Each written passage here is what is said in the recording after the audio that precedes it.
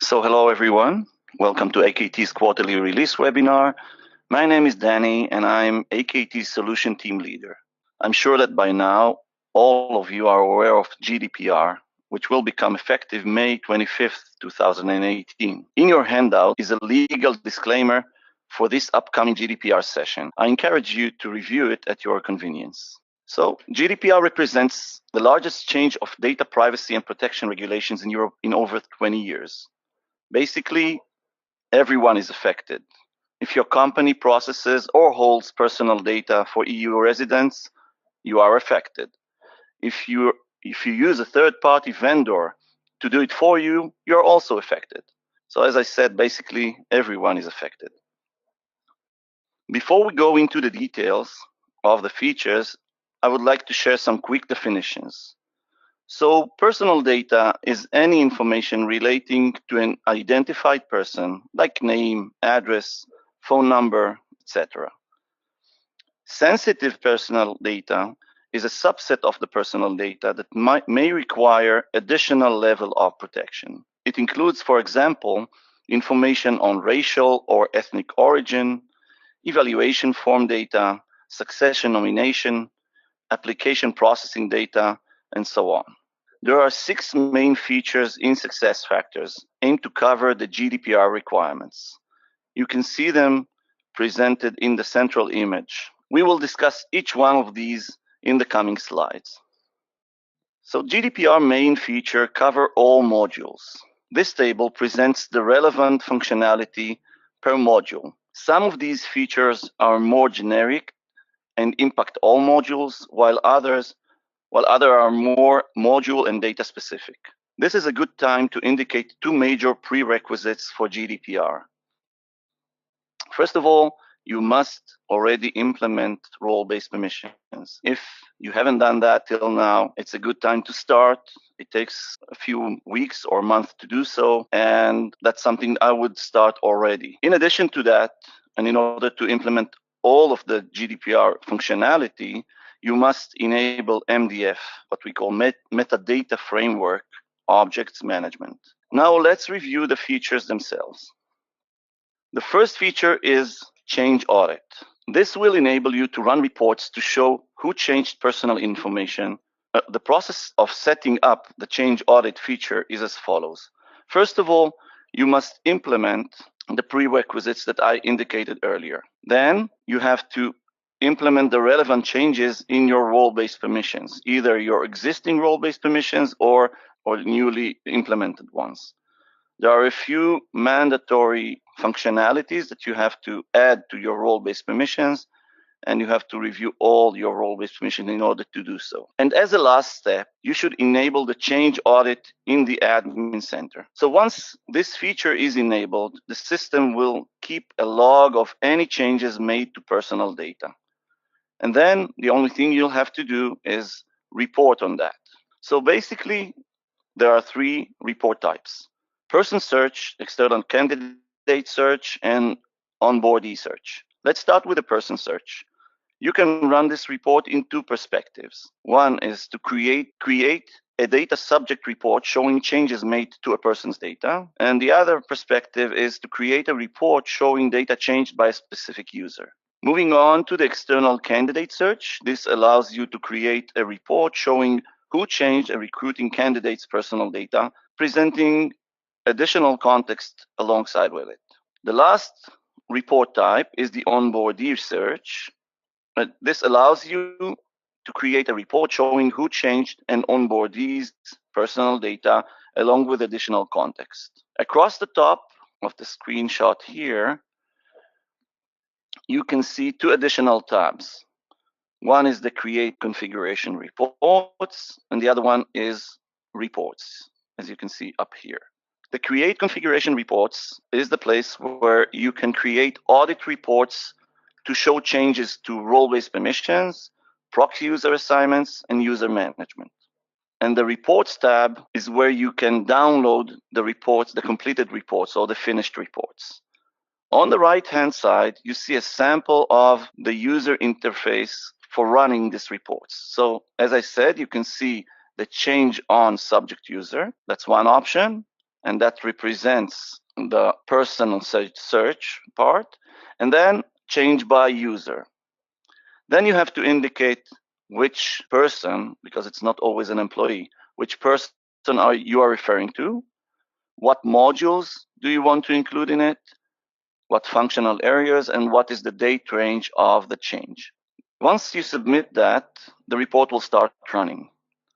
Just a word of warning, the change audit report's file size can be quite large and can take time to generate.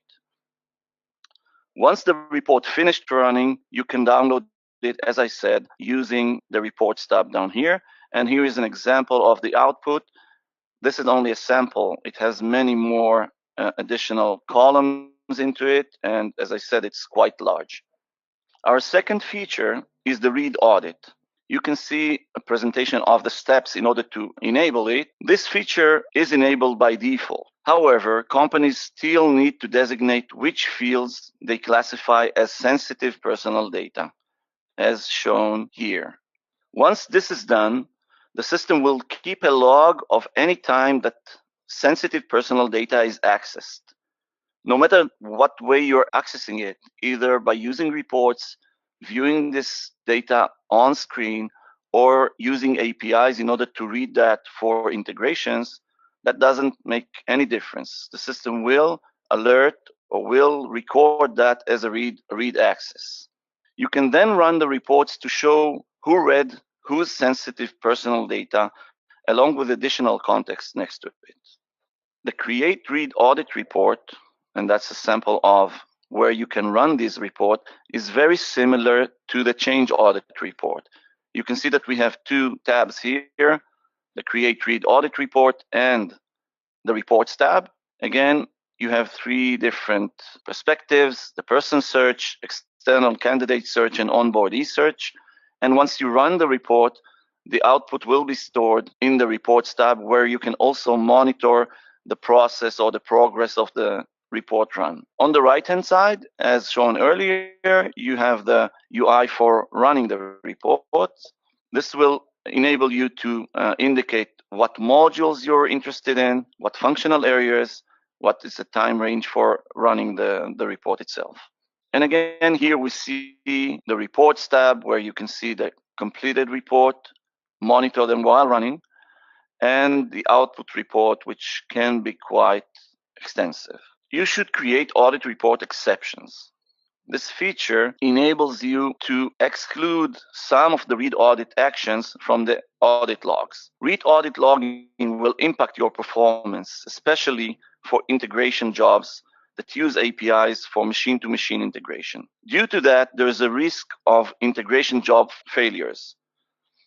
Excessive read audit report logging created by integration jobs may make your reporting data meaningless by having too much data in it. It is recommended that the Read Audit User Exceptions feature be used to exclude integration jobs like machine-to-machine, as I mentioned earlier. One small technical note for the integration center users: if you use the Read Audit Exceptions tool to exclude users from this logging mechanism, integration center jobs might have a problem implementing that, because it also means that the designer of the job will be exempt from read audit logging when viewing the data while designing the job itself. The third topic that I want to cover now is the Data Subject Information Report. This feature supports the individual's right for information called out in various GDPR articles. It enables customers to generate a report containing all personal data, sensitive or non-sensitive, available across SuccessFactors applications. And again, up here you can see the steps in order to enable that. And first of all, set it up one time and then run the report itself.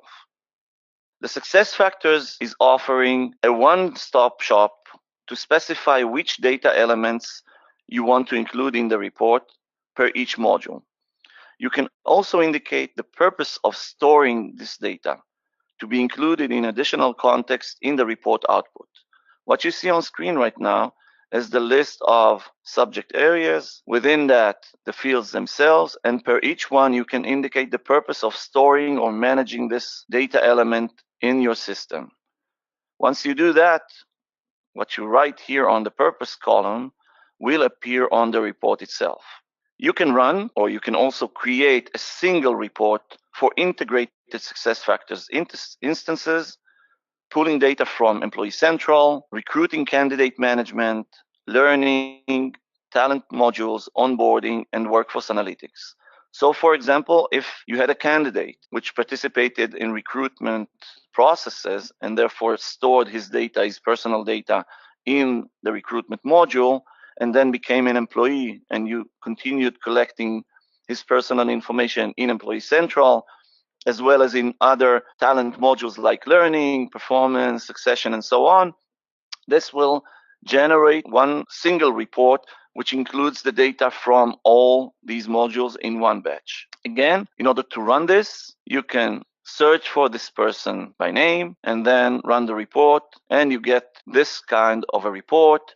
First of all, you can monitor the report run and then download the report result in the Reports tab. And on the right side, you can see the list of fields per module, per section. So in this example, you see Employee Central, and within Employee Central, biographical information. And within that, the different fields we're storing for that employee, what's the current value that we store for him, and the storing purpose, as I mentioned earlier. Our next feature is data purge.